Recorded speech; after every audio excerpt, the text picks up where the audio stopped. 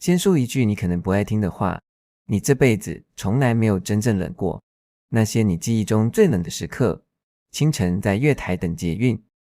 被电影院的冷气冷到发抖。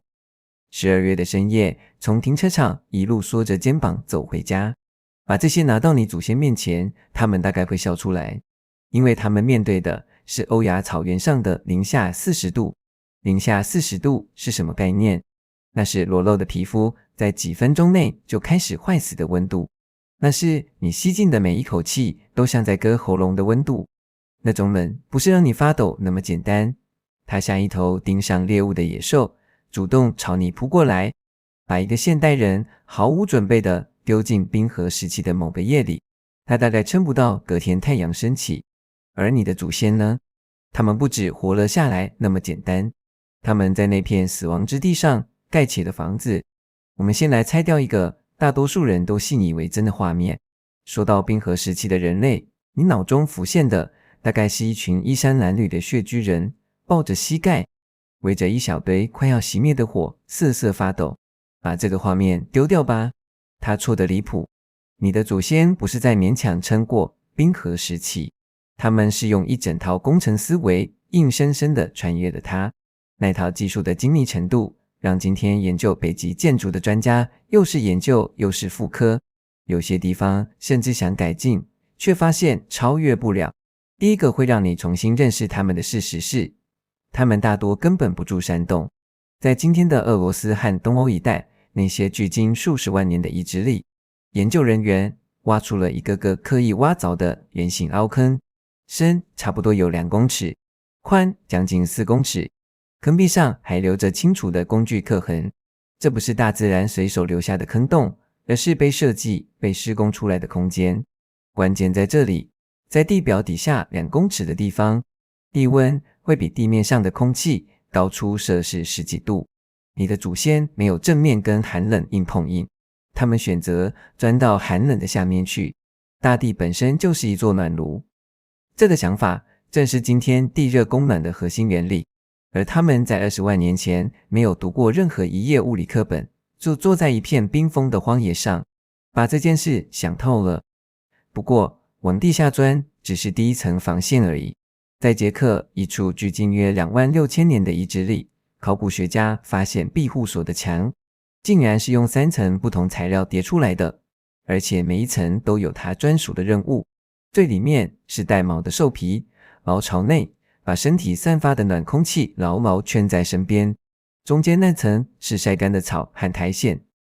专门负责在水汽结冰之前先把它吸走引开。最外层是芦苇和树皮编成的席子，挡得住风，却又留着缝隙让湿气透出去。这不是随便堆出来的。有人想明白了一件事，真正的敌人不只是冷，还有湿。水汽会从内部一点一点地把整个结构蛀垮，于是他们干脆绕着这个问题重新设计了一套解法。你现在住的房子墙壁里藏的就是同一套逻辑，防潮层、隔热泡棉、防水材。冰河时期的祖先用的是兽皮、苔藓和树皮，材料天差地远，但背后的物理一模一样。接下来这件事才是真正让人不敢相信的。请你想象一个画面，一个人站在18000年前的乌克兰草原上，盯着地上一具猛犸象的巨大骨架，脑中闪过一个念头，这东西可以拿来盖我的家。而这真的发生了。在乌克兰中部一个叫梅日里奇的地方，考古学家找到了几乎完全用猛犸象骨头搭建的房屋，每一块头骨重达近100公斤，被当成地基的基石。弯曲的长牙被巧妙地拗成穹顶的骨架，数百根较小的骨头一根根塞进缝隙里填满。整座结构外头再罩上一层缝得密密实实的猛犸象皮，厚的足以挡住寒风。外形还特意设计成让积雪自动滑落，不会越堆越重。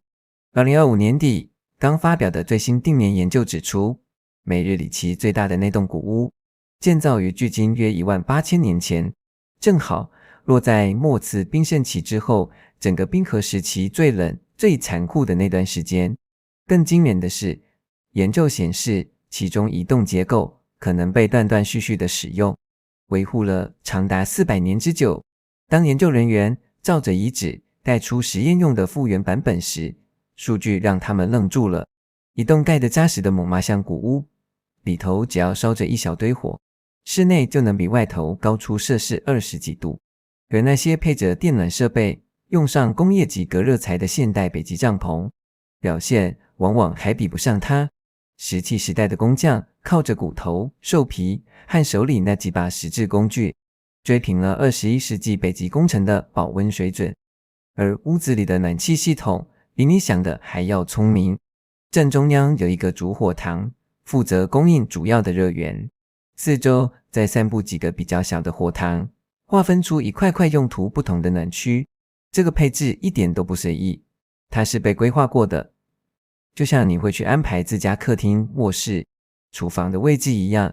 在那片连棵树都难找的草原上，木柴是极度稀缺的资源，于是祖先们发展出替代燃料，把猛犸象的粪便晒干来烧，把骨头经过特殊处理后拿来当柴火。对古代火塘灰烬做的化学分析显示，这些燃料绝不是随手扔进火里的，它们是被调配过的，为的是烧出特定的火力与热度。换句话说，这些人管理燃料的方式跟一个工程师调度资源没什么两样。然后是通风，这个细节到今天都还让北极工程师暗暗吃惊。任何一个温暖又密闭的空间都躲不掉同一个无声的杀手——水汽。呼吸会产生水汽，煮东西会产生水汽，人的身体本身也会。在零下的环境里，这些水汽会悄悄钻进墙壁，然后结成冰，结构就这样从内部开始瓦解。你的祖先怎么解决的？他们在贴近地面的位置开一些小孔，把外头干冷的新鲜空气引进来，再在屋顶最高处开几个大一点的口，让带着湿气的冷空气往上排出去。一套完全不靠任何动力，纯靠空气自然对流的被动式通风系统，被装进了一栋18000年前的骨头房子里。房子盖好了，火也升起来了。这时候，外头那场足以杀人的暴风雪已经跟屋里的人再也没有关系了。现在天黑了，而一件意想不到的事正要开始。在长达数十万年的岁月里，你的祖先睡觉的方式跟你完全不同。他们不是一觉睡到天亮的8小时，而是分成2段，先睡大约4个钟头，然后自然醒来，清醒的活动1到2个小时，接着再睡4个钟头，直到大清早。这不是什么睡眠障碍，这才是人类原本内建的睡眠节律。它出现在数十个历史文化的记录里，还在1992年的一场实验中得到了印证。当研究人员把现代受试者抽离所有人工照明，过1个月后，他们全都自动回到了这套2段式的睡眠节奏，没有一个例外。而深夜里那段清醒的时光，窗外的草原冻得像一块铁。人类史上某件非凡的事就发生在这个时刻。人类学家波利维斯纳花了好多年去研究地球上少数几个至今仍贴近远古生活方式的社群。他的发现令人惊讶。白天的时候，大家围在一起讲的话，大多围绕着很实际的事：今天去哪打猎，哪里有水源，谁跟谁起了争执，东西该怎么分。可是，一到夜晚，围坐在火堆旁，整个对话的重心就翻转了。他统计，夜间谈话里有高达80%都是在说故事。那一圈火光就是人类最早的剧场，是最早的教室，也是人类第一次真正成为人的地方。在欧洲各地旧石器时代遗址出土的那些小巧雕像，大多是在冬季庇护所的脉络里被发现的。那些定义了我们这个物种的洞穴壁画，有许多是在漫长的寒冬里，人被困在屋内的那几个月，借着摇曳的火光，一笔一笔画出来的。让我们之所以成为人类的艺术，并不是诞生在阳光普照的夏天，它诞生在黑暗里。而这一切没有一样是碰巧发生的。盖一栋猛犸象古屋需要8到10个成年人投入整整2到3个礼拜的密集劳动。这意味着什么？意味着动工的时间必须抓在夏末，赶在户外环境恶劣到根本没法施工之前。遗址里工具的磨损痕迹，骨头按季节堆积的层次，全都印证了这一点。这些人不是慌慌张张的在求生，他们是照着一套季节历法在运转，提前好几个月就开始规划，然后一步步精准的执行，连储存食物都遵循着同一套工程思维。在永冻土地带，他们挖出与冬季住所相连的地下教室，当成天然的冷冻库，不管地面上的暴风雪刮得再凶，窖里的肉整个冬天都能保鲜，随时取用。那套原理跟你家冰箱一模一样，只不过他们在电力被发明的2万年前就先做到了。至于身上穿的衣物，用的是跟盖房子如出一辙的多层复合概念，好几种兽皮依照各自不同的特性挑选搭配，最贴身的那层又密又合身，在皮肤旁边锁住一层薄薄的暖空气，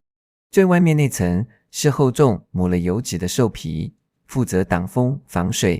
你可能很难想象一整套冰河时期的冬装有多重，有些复原出来的版本重量超过7公斤，而他们不只是穿着它而已，他们会保养它、修补它，还把怎么做出这套衣服的知识一代一代往下传。冰河时期走到尽头，气候慢慢回暖，森林一片片扩张开来，于是这整套精密的知识体系被悄悄地搁到了一旁。它不是毁于什么天崩地裂的大灾难，